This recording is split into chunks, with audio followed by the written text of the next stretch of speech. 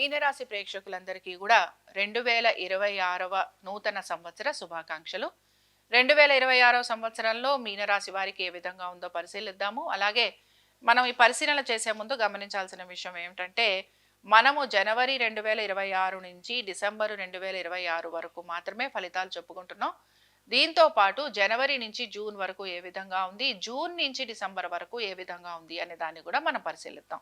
So జనవరి గనక మనం పరిశీలించాము అని అంటే, జనవరిలో మాత్రం ఆర్థికంగా కొంత మీరు ప్రయత్నాలు అయితే చేస్తున్నారు ఆర్థిక పురోగతి కోసం. అది మీకు కొంతవరకు ఫలితాలను కూడా ఇస్తూ ఉంటుంది. అయితే ఇక్కడ మీరు ఒక విషయం మాత్రం గమనించాలి. ముందర మీనరాశి వారికి కూడా ఏళ్నాటి శని ప్రభావం కొంచెం తీవ్రంగానే ఉంటుంది. కాబట్టి దాని ప్రభావం అనేది మీకు ఎక్కడో అక్కడ ఏదో ఒక స్థాయిలో ఎక్కడో ఒక చోట మీకు కనపడుతూనే ఉంటుంది. రెండో విషయం ఏమిటంటే, ఇక్కడ మన వ్యక్తిగత జాతకాల పరిశీలన చేయటం లేదు. ఓన్లీ మనము 2026 సంవత్సరంలో ఏ విధంగా ఉండొచ్చు అని చెప్పి ఒక ప్లానటరీ పొజిషన్ని బట్టి మనం చెప్పుకుంటున్నాం. కాబట్టి ఈ విషయాన్ని గమనించాలి. మూడో విషయం ఏంటంటే, ఇప్పుడు మనం చెప్పుకున్న వాటిల్లో కూడా కొన్ని చిన్న చిన్న ఆల్టరేషన్స్ అనేవి జరుగుతుంటాయి. ఎందుకంటే మిగతా గ్రహాలను కూడా మనం కలుపుకుంటూ ఉంటాం. కాబట్టి ఇక్కడ ప్రధానంగా మనం ఒక గురు మార్పుని, అలాగే కొన్ని గ్రహాలని, చిన్న చిన్న గ్రహాలను అయితే పెద్దగా తీసుకోమన్నమాట. అదే మన మాస ఫలితాలు, వార ఫలితాలు చెప్పుకున్నప్పుడు ఆ గ్రహాలను కూడా తీసుకుంటూ ఉంటాం. కాబట్టి ఇక్కడ ఏంటంటే, మనం ఏ విధంగా ఉంటుంది అని గనక చూస్తే, ఇక్కడ మీకు జనవరి మాసంలో మాత్రం ఆర్థికంగా బాగానే ఉందని చెప్పుకుంటున్నాం. అలాగే సంతానానికి కూడా అనుకూలంగా ఉందని చెప్పుకుంటున్నాం. వృత్తి ఉద్యోగ వ్యాపారాలలో కూడా నడుస్తున్నది ఏదైతే ఉందో అది మీకు కంటిన్యూ అవుతుందని కూడా చెప్పుకుంటున్నాం. సరే, తర్వాత ఫిబ్రవరికి వచ్చేటప్పటికల్లా మీరు కొంచెం జాగ్రత్త వహించాలి. ముఖ్యంగా ఫిబ్రవరి మాసంలో మాత్రం రాహుకేతు పూజ కంపల్సరీగా చేయించుకోవాలి. లేదా మీరు ఖచ్చితంగా ఇక్కడ సర్పసూక్తం చేయించుకోవాలి. కాబట్టి ఫిబ్రవరి మాసంలో మీనరాశి వారు మాత్రం సర్పసూక్తము చేయించుకోండి. అలాగే మోపిదేవి కానీ, లేకపోతే కుక్కి సుబ్రహ్మణ్య కానీ ఇలాగా వెళ్ళి స్వామివారి దర్శనం కూడా చేసుకోండి. కుదిరితే అక్కడే మీరు వెళ్ళి పరిహారం కూడా చేసుకోవచ్చు. శ్రీకాళహస్తి కూడా మీరు వెళ్ళొచ్చు. కాబట్టి ఖచ్చితంగా మీరు చేసుకోవాలి. ఎందుకంటే ఇక్కడ ఆరోగ్యానికి సంబంధించి ఇబ్బందులు ఉన్నాయి. సంతానము విదేశాలకు వెళ్ళటం వలన వారు అక్కడ కొంచెం ఆరోగ్యపరంగాను, విద్యపరంగాను లేదా సెటిల్మెంట్ పరంగాను ఇబ్బందికి ఎదురయ్యే అవకాశాలు కనపడుతున్నాయి. తల్లిదండ్రుల ఆరోగ్యం గురించి తప్పనిసరిగా జాగ్రత్త వహించాలి. మీ మీ యొక్క తమ్ముళ్ళు ఎవరైతే ఉంటారో వారి యొక్క వైవాహిక జీవితము, వారి యొక్క ఉద్యోగము, వ్యాపారము, ఆర్థిక స్థితిగతులు, వీటి గురించి కూడా మీరు తగు జాగ్రత్తలు పాటించాల్సిన పరిస్థితులు మీకు కనపడుతూ ఉంటాయి. మీ యొక్క తమ్ముళ్ళు అంటే మీ సోదరులు ఎవరైతే ఉంటారో వారికి అనారోగ్య సూచనలు కూడా కనపడుతున్నాయి. సోదరులు అని తీసుకుందాము, తమ్ముళ్ళు అని అక్కర్లేదు. మీ యొక్క అన్నగారు కానీ తమ్ముడు కానీ అవ్వచ్చు. కాబట్టి ఇది ఒకటి మీరు గమనించుకోవాలి. ఇంకా దీంతో పాటు ఇక్కడ ప్రధానంగా ఖర్చులు కూడా అధికంగా ఉన్నాయి. అలాగే పనులన్నీ కూడా వాయిదా పడటం కానీ, కోర్టు సమస్యలు మిమ్మల్ని ఇబ్బందికి గురి చేయటం కానీ, అనుకున్న విధంగా అది ప్రోగ్రెస్ కాకపోవటం కానీ, ప్రోగ్రెస్ అయినా అది మీకు ఏ విధంగానూ లాభం ఇవ్వకపోవటం కానీ, ఇలాంటివి మీకు కనపడుతూ ఉంటాయి. సరే, దీని తర్వాత మనం గనక ఏప్రిల్లో కనుక చూసుకున్నామనంటే, ఏప్రిల్లో కూడా తల్లిదండ్రులకి సంబంధించి అనారోగ్యం అయితే కొంచెం కనపడుతోంది. ఆర్థిక పరమైన విషయాలలో బాగానే ఉన్నా కూడా ఖర్చులు అయితే విపరీతంగా ఉన్నాయి. దీంతో పాటు మీ యొక్క జీవిత భాగస్వామి యొక్క ఆరోగ్యం గురించి మాత్రం మీరు జాగ్రత్తలు తీసుకోవాలి. దీంతో పాటు మీ జీవిత భాగస్వామికి కూడా వృత్తి ఉద్యోగ వ్యాపార సంబంధంగా మార్పులు అనేవి కనపడుతున్నాయి. బట్ ఇవి మీకు పాజిటివ్గా ఉంటాయి. కానీ ఇక్కడ ఏంటంటే, వీరి యొక్క ఆరోగ్యము, తర్వాత మీకు కొంచెం సపరేషన్ లాంటిది ఉంటుంది. బట్ ఇది నేను పేపర్ల ద్వారానే అని చెప్పను, కోర్టు ద్వారానే అని చెప్పను. బట్ ఏదో ఒక రీజన్ తోటి మీరు సపరేట్ అయ్యే అవకాశాలు ఉన్నాయి. అదే మీ యొక్క వ్యక్తిగత జాతకంలో గనక మీకు సపరేటివ్ కాంబినేషన్స్ ఉంటే అలాంటివి కూడా మీకు జరిగేందుకు అవకాశం ఉంటుంది. సో సంతానము, వారి అభివృద్ధి, దీంతో పాటు వృత్తి ఉద్యోగ వ్యాపారాలలో మార్పులు చేర్పులు, వ్యాపారం చేస్తున్న వారు కూడా ప్రోగ్రెస్ అయ్యేందుకు అవకాశం అనేది కనపడుతోంది. సరే, ఇక్కడ మనం మే దగ్గరకు వచ్చేటప్పటికి మే అండ్ జూన్ గనక మనం తీసుకుంటే ఆర్థికంగా మాత్రం వీరికి అనుకూలంగానే ఉంది. అలాగే దైవ సంబంధమైన కార్యక్రమాలలో చాలా వరకు పాలు పంచుకుంటూ ఉంటారు. పితృ సంబంధమైన కార్యక్రమాలలో కూడా పాలు పంచుకునే అవకాశాలు మీకు కనపడుతూ ఉంటాయి. ఆర్థికంగా మీరు ఒడిదుడుకులకి గురయ్యే అవకాశాలు, నూతన రుణ ప్రయత్నాలు చేయటము, అలాగే కొంచెం అడ్జస్ట్మెంట్స్ లాంటివి చేస్తూ ఉండటము, మాట్లాడేటప్పుడు కూడా చాలా వరకు మీరు మీ పనులు ఏవైతే ఉన్నాయో వాటి మీద ఎక్కువగా శ్రద్ధాశక్తుల్ని కనబరుస్తూ అవి పూర్తి చేసుకోవాలి అని చెప్పి మీరు ఎక్కువగా ప్రయత్నం చేయటం కనపడుతూ ఉంటుంది. నూతన ఉద్యోగ వ్యాపార ప్రయత్నాలు కూడా మీరు చేస్తూ ఉంటారు. సరే, ఇంకా దీంతో పాటు మనం జూన్ దగ్గరకు వచ్చేద్దామండి. జూన్ దగ్గరకు వచ్చేటప్పటికి ఏమవుతుందంటే మనకి ప్రధానంగా ఇక్కడ గురువు మారుతున్నాడు, పంచమంలోకి వస్తున్నాడు. సాధారణంగా ఈయన చాలా వరకు మనకి పాజిటివ్ రిజల్ట్సే ఇవ్వాలి. సో ఫస్ట్ ఆఫ్ ఆల్ మనకి ఇచ్చే పాజిటివ్ రిజల్ట్ ఏంటో మనం చూద్దాం. బేసిక్గా ఇక్కడ మనకి జూన్ నుంచి కనుక మనం తీసుకున్నాము అని అంటే జూన్లో మనకి మనం చేసే పనులు ఏవైతే ఉంటాయో వాటి గురించి మనకి క్లారిటీ ఇచ్చేస్తాడండి. ఇప్పుడు మన చేతిలో ఒక 10 పనులు ఉంటాయి. ఈ 10 పనులలో ఏ పని మనం చేయగలం, ఏ పని మనం చేయలేం, ఏ పని చేస్తే మనకి లాభం ఉంటుంది, ఏ పని చేస్తే మనకి నష్టం ఉంటుంది, ఏ పని చేసేందుకు మనకు అవకాశం ఉంటుంది. ఈ 3 విషయాల మీద మనకి క్లారిటీ ఇస్తాడు. ఇది హౌస్ వైఫ్స్ అనుకోండి, పిల్లలు అనుకోండి, ప్రభుత్వ ఉద్యోగులు అనుకోండి, లేకపోతే ప్రైవేట్ రంగాలలో ఉన్నవారు అనుకోండి, లేకపోతే కన్స్ట్రక్షన్స్ అనుకోండి, మీరు ఏ ఫీల్డ్ అయినా అనుకోండి, దానికి సంబంధించి ఇది అనమాట రిజల్ట్. ఇంకొకటి ఏంటి అని అంటే చాలా వరకు కూడా ఒక రకంగా చెప్పాలంటే ధర్మానికి కట్టుబడి ఉండేందుకు లేదా ఆర్థికపరమైన విషయాలకు సంబంధించి మంచిగా మీరు ముందుకు వెళ్లేందుకు కూడా మీకు అవకాశం అనేది కనపడుతూ ఉంటుంది. ఖర్చులు అనే దాన్ని పక్కన పెడదాం. ఖర్చులు అనేవి ఉన్నాయి, బట్ స్టిల్ ఒక రకంగా మీకు ఇది పాజిటివ్గా ఉంది. అలాగే ప్రేమికులకి చాలా వరకు అనుకూలంగా ఉందన్నమాట. సో మీకు చాలా వరకు రిలేషన్షిప్లో ఉన్న వారికి పాజిటివ్గా ఉంటుంది. కొంచెం డిస్టర్బెన్సెస్ ఉన్నాయి, బట్ వాటి గురించి మనం పెద్దగా భయపడక్కర్లేదు. సరే, తర్వాత విషయం ఏమిటి అని అంటే ఆర్థికంగా బాగుందనుకున్నాం, సంతానానికి బాగుందనుకున్నాం, అలాగే పెట్టుబడులు ఇలాంటి వాటిల్లో కూడా మీరు చాలా వరకు పాజిటివ్గానే ఉంటారు. అలాగే ఎటువంటి పనులు చేస్తున్నా మీకు కొంత క్లారిటీ అయితే వస్తుందన్నమాట. సో ఇది మీకు జూన్ నుంచి ఆల్మోస్ట్ మనకి నవంబర్ వరకు కూడా ఇదే పాజిటివ్ బెంట్ ఆఫ్ మైండ్ కనపడుతుంది. చాలా పనులు ఏవైతే పెండింగ్ పడిపోయాయో, ఏవైతే అవ్వడం లేదనుకుంటారో, ఏ పనులు అయితే పూర్తయితే నాకు డబ్బులు వస్తాయి అనుకుంటున్నారో అలాంటివన్నీ కూడా మీకు బాగుంటాయి అన్నమాట. సో కన్స్ట్రక్షన్స్లో ఉంటే బాగుంటుంది, లేకపోతే ఎనీ ఫీల్డ్ అండి, ఏ ఫీల్డ్ అయినా మీరు తీసుకోండి, అక్కడ మీకు బాగుంటుంది. అలాగే ఇక్కడ చేంజెస్ అనేవి కూడా మీకు కనపడుతున్నాయి.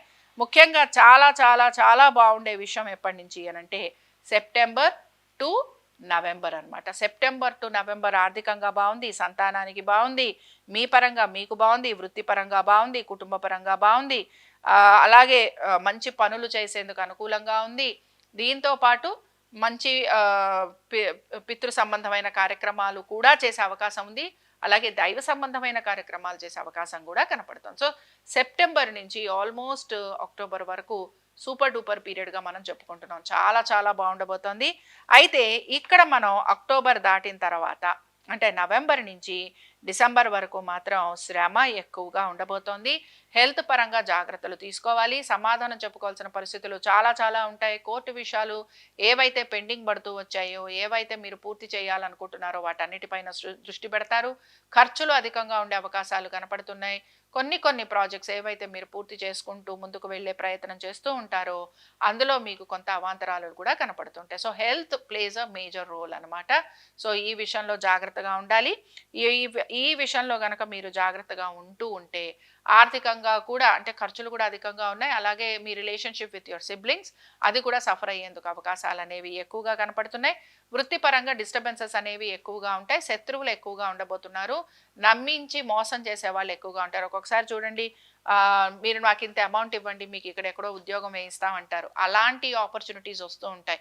సో అలాంటివి వచ్చినప్పుడు మాత్రం మీరు దాని గురించి పూర్వాపరాలు కరెక్ట్గా కనుక్కొని ఆ తర్వాత మాత్రమే వాటికి సంబంధించి నిర్ణయాలు మాత్రం తీసుకోండి.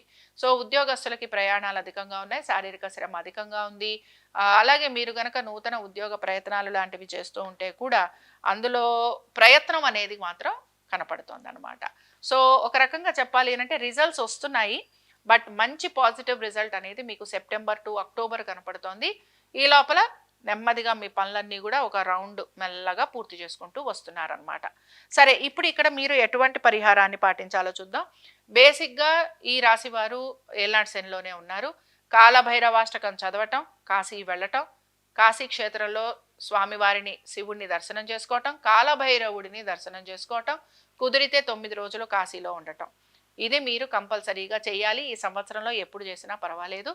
కాబట్టి కాలభైరవుడి ఆరాధన చేయటం, అలాగే శనివారాల రోజున సపోజ్ మనం కాశీకి వెళ్ళలేదు, ఈ ఏడాదిలో ఎప్పుడు కుదరలేదు అనుకుంటే, వెళ్ళలేని పరిస్థితులు ఉన్నాయి అని అనుకుంటే కూడా ప్రతి శనివారము శివాలయానికి వెళ్ళాలి, స్వామివారి దర్శనం చేసుకోవాలి. అలాగే మీరు ఇంట్లో సాయంత్రం పూట ఉప్పు దీపం పెట్టాలి. వీటన్నిటితో పాటు కాకులకి ఆహారం పెడుతూ ఉండాలి. సో జూన్ వరకు మీరు ఈ పరిహారం చేస్తారు. జూన్ నుంచి అక్టోబర్ వరకు మీకు కొంచెం నెమ్మదిగా ప్రోగ్రెసివ్‌గానే ఉంది. బట్ ఇక్కడ మీరు చేయాల్సిందేమిటి? కులదేవతను దర్శనం చేసుకోవాలి. కులదేవతకు సంబంధించి చేయవలసినవి ఏవైతే ఉంటాయో, కొంతమందికి జాతర చేసేదుంటుంది. కొంతమందికి రకరకాలవుంటాయి. కులదేవతకి సంబంధించి ఎటువంటి పనులు మీ యొక్క కుటుంబ సభ్యులు చేస్తూ వచ్చారో, అది మీరు చేయాల్సిన పరిస్థితులు మీకు కనపడుతూ ఉంటాయి. పూర్వజన్మ సంబంధంగా ఉండే పనులు మీరు ఎక్కువగా చేస్తుంటారు. ఈ పీరియడ్‌లో మీకెవరైతే కలుస్తారో, వీరందరూ గూడా మీ యొక్క పూర్వ జన్మలలో మీతోటి రిలేటెడ్‌గా ఉండేవాళ్ళనమాట.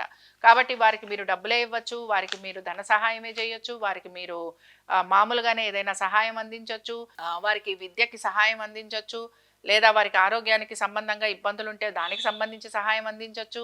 ఇలాగ ఏదో ఒక సహాయం అనేది మీరు ఈ పీరియడ్‌లో అందించే అవకాశాలు కూడా మీకు కనపడుతూ ఉంటాయి. సో, పూర్వ సంబంధంగా, పూర్వ జన్మకి సంబంధించి రిలేటెడ్‌గా ఎవరైతే కర్మానుసారంగా మీకు రిలేటెడ్‌గా అవుతూ ఉంటారో, కనెక్ట్ అవుతూ ఉంటారో మీరు ఈ పీరియడ్ గమనించుకోండి. జూన్ నుంచి అక్టోబర్ వరకు. ఇక్కడ మీకు ఈ రిలేషన్‌షిప్స్ ఇవన్నీ కంటిన్యూ అవ్వాలని కూడా లేదు. కొంతమంది కంటిన్యూ అవుతారు. కొంతమంది మళ్ళీ మీరు వారి పని చేయంగానే వాళ్ళు వానిష్ కూడా అయిపోతారు. కాబట్టి ఇది ఒకటి మీకు కనపడుతూ ఉంటుంది. ఇంకా మీకు నవంబర్ నుంచి మళ్ళీ దీనికి డిస్కంటిన్యూయేషన్ వచ్చేసి నవంబర్ నుంచి నేను ఇందాక చెప్పినవన్నీ మీకు కనపడుతూ ఉంటాయి. సో, ఇది మీరు గమనించుకోవాలి. కాబట్టి ఇక్కడ ఏమవుతుందంటే నవంబర్, డిసెంబర్ దగ్గరకొచ్చేటప్పటికి మాత్రం ఇక్కడ మీరు మాత్రం కొంచెం ఒక రకంగా చెప్పాలనంటే మీకు బ్లాకేజెస్ ఎక్కువగా ఉంటాయన్నమాట. సో, బ్లాకేజెస్ లాంటివి ఎక్కువగా ఉన్నప్పుడు మనం సాధారణంగా సుదర్శన హోమం చేసుకుంటూ ఉంటాం. కాబట్టి సుదర్శన హోమం చేసుకోవచ్చు. లేదా మహాన్యాసపూర్వక రుద్రాభిషేకము, హోమము కూడా చేసుకోవచ్చు. సో, మీ శక్తానుసారం మీరు ఏది చేసుకున్నా మీకు మంచి ఫలితాలుంటాయి. సరే, వీటన్నిటితో పాటు మీరు ఎటువంటి కలర్స్ వాడితే మీకు బావుంటుందో చూద్దాం. మీరు అన్ని కలర్స్ వాడండి. మీకు ఎటువంటి ఇబ్బంది ఉండదు.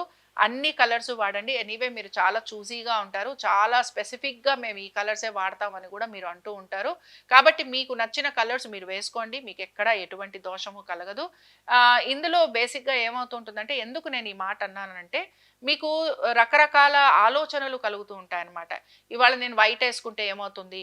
ఇవాళ నేను బ్లూ వేసుకుంటే ఏమవుతుంది? ఇలాంటి ఆలోచనలు మీకు ఎక్కువగా కలుగుతూ ఉంటాయి. కాబట్టి ఏంటంటే దీనివల్ల మీకేమీ ఇబ్బందయితే ఏమీ ఉండదు. కాబట్టి మీరు అన్ని కలర్స్ వాడండి. మీకెక్కడ ఏ దోషము కలగదు. ఓకే. తర్వాత విషయం ఏమిటి? మీకు అదృష్ట సంఖ్యలేమిటో మనం చూద్దాం. అదృష్ట సంఖ్య గనక మనం చూసుకున్నామనంటే 7 మీకు అదృష్ట సంఖ్య. దీంతో పాటు మీరు ఒక రకంగా చెప్పాలనంటే 7తో పాటు 5 గూడా మీకు బావుంటుందనమాట. సో, 7 అండ్ 5 అదృష్ట సంఖ్యలుగా మీరు తీసుకోవచ్చు. గురువారము, సోమవారము, మంగళవారాలు. గురువారము, సోమవారము, మంగళవారం. ఈ 3 రోజులు గూడా మీకు చాలా వరకు కలిసొస్తుంది. ఇంకా వీటన్నిటితో పాటుగా మీరు ఒక రకంగా చెప్పాలి అనంటే ఇంకా మనం అంటే ఇంకా ప్రిసైజ్‌గా మనం వెళ్ళడానికి, ఇంకా మంచి డెసిషన్స్ తీసుకోవాలి అనుకుంటున్నప్పుడల్లా, ఆ ఫీల్డ్‌లో ఎవరైతే ఆల్రెడీ ఉన్నారో వారితోటి గనక మీరు మాట్లాడి, వారితోటి గనక మీరు కూర్చొని డెసిషన్ తీసుకోగలిగితే మీకు ఇంకా మంచి రిజల్ట్స్ అనేవి కనిపించేందుకు అవకాశం ఉంటుంది.